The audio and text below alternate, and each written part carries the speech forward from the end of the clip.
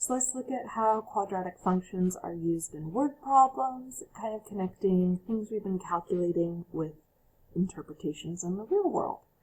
So we have a toy rocket is shot into the air at a speed of 48 feet per second. Its height after x seconds is given by h of x. So some pieces that we have here, we have this height that we're seeing, and that height is in feet. And then the input for our function x is time in seconds. So what we can see here, and before we start answering questions, let's just talk about the graph and what we're seeing here.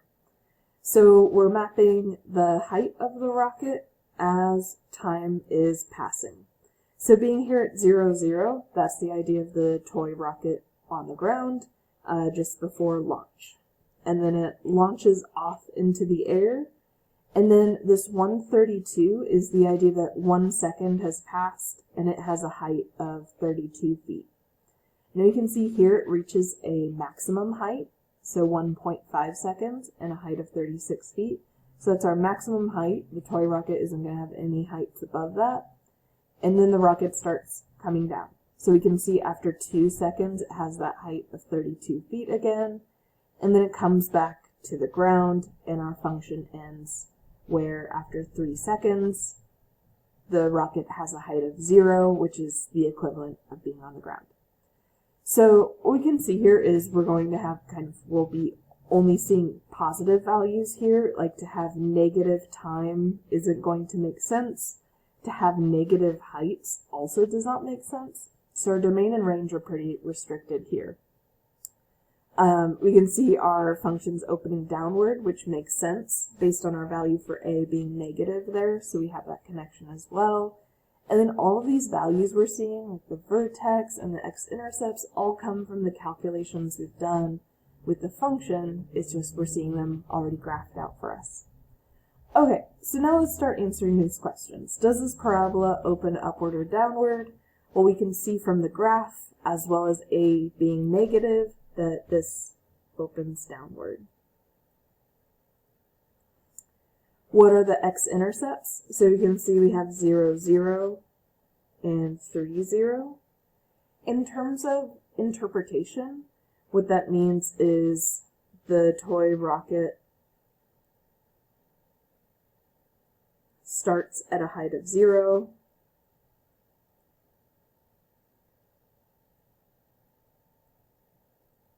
and returns to the ground after 3 seconds.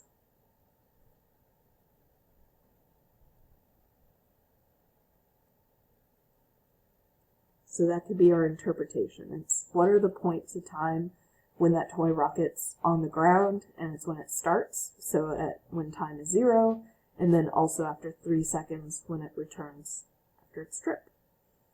Alright, the y-intercept is 0, 0. So that's the idea that it has a height of 0 at the beginning. So that's kind of like the first part of my sentence up above there. It's that the starting height starts at height of 0 feet.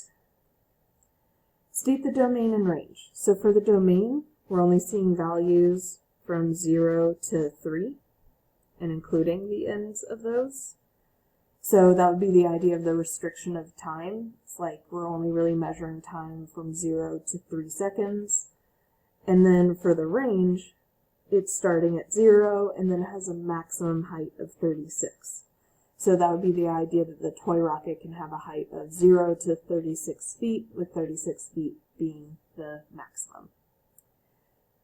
With all of these, again, we could have looked at calculations, like for the x-intercepts, that could come from solving 0 equals negative 16x squared plus 48. We would get those same answers. Y-intercept, if we plugged in 0 for x and solved, we would have had 0, 0.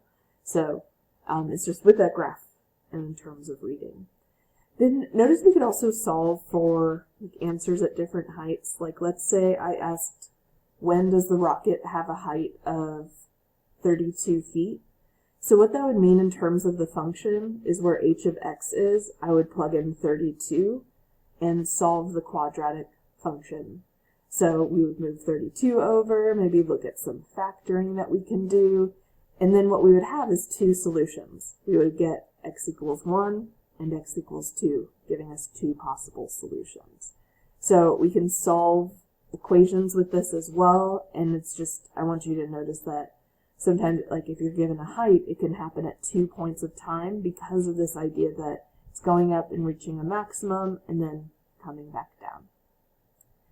Okay, so let's do one where we don't have the graph. We have a rock is thrown into the air off of a cliff and travels upward before turning around and falling into the ocean. It has an initial velocity of 10 meters per second, and the height of the cliff is 50 meters.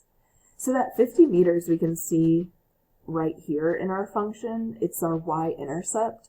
So maybe our graph would look something like this in this case, because it's starting at 50 and then it's landing in the ocean, which is sea level, which would be 0. So this graph would be a little bit different in that we'd have a starting height, it would reach a maximum, and then go down to ocean level. How long does it take for the rock to hit the water? So this is the idea of letting the height equal 0. So what we're going to do is we're going to solve 0 equals negative 4.9 t squared plus 10t plus 50. Now, in these cases where you have a quadratic equation and you see some decimal values or fractions, we're going to rely on the quadratic formula, because to factor this would be difficult, if not impossible. So what we're going to do is set up our quadratic formula. So a is negative 4.9, b is positive 10, and c is 50.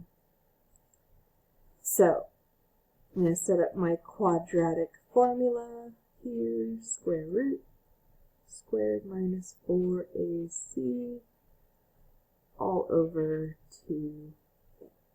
Alright, so negative b plus or minus b squared minus 4 times a times c all over 2a. Okay, so let's see, negative 10 plus or minus, and then with the square root, I don't want to draw a square around it necessarily. Okay, with the square root, typically we want to simplify the inside so we can see if we can simplify the radical and make some nice numbers. However, by throwing a decimal in there, it's going to get messy. So what I'm going to do is I'm going to plug this entire square root piece into the calculator and just get a rounded decimal value.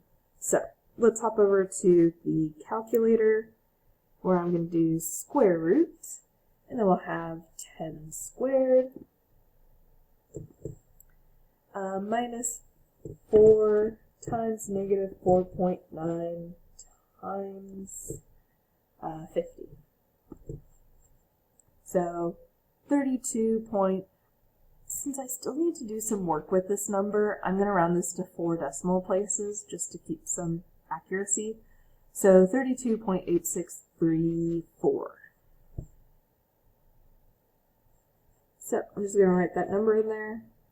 32.8634. All over 2 times negative 4.9, which is a negative 9.8. Alright, from here, I'm going to split into the two scenarios. I'm just going to adjust one little thing. It doesn't make a huge difference, but we're not really solving for x here. We're solving for t. I just want to be consistent with my variables. Alright. T equals. Now I'm going to plug this into a calculator and see the values that come out. So I'm going to separate my fraction. So I'll have negative 10, and I'll do plus and 32.8634. Now, if you wanted to be super accurate, what you could do here is where you calculated that piece, you can just copy and paste. So if you wanted to, you could copy and paste in there. It doesn't make a big difference, pretty much the same thing that I had from the rounded value, but if you're in here and you're comfortable with the copying and pasting, that's fine. If you just want to type in that rounded 32.8634, it's basically the same thing. So I'm going to go ahead and round this to 2 decimal places, so negative 2.33. And then the other value would just come from the subtraction of those 2 pieces, so 4.37.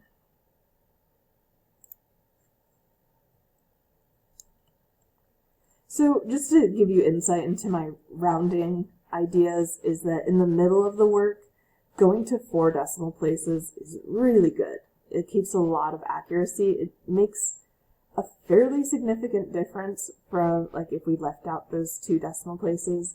So if you have to round in the middle of your work, which in general I don't recommend doing, but if we had to, 4 decimal places is awesome. But then when we get to the end for answer, 2 decimal places are good.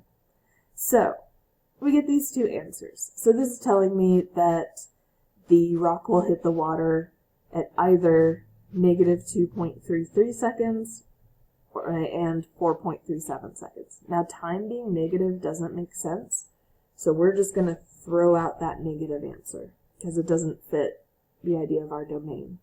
So we're going to work with that t equals 4.37. So the rock hits the water after about, since we did do some rounding there, 4.37 seconds. Alright, so x-intercepts will come through as this idea of height of 0, and have some other values in there, and then in this next video we'll talk more about the vertex and finding that.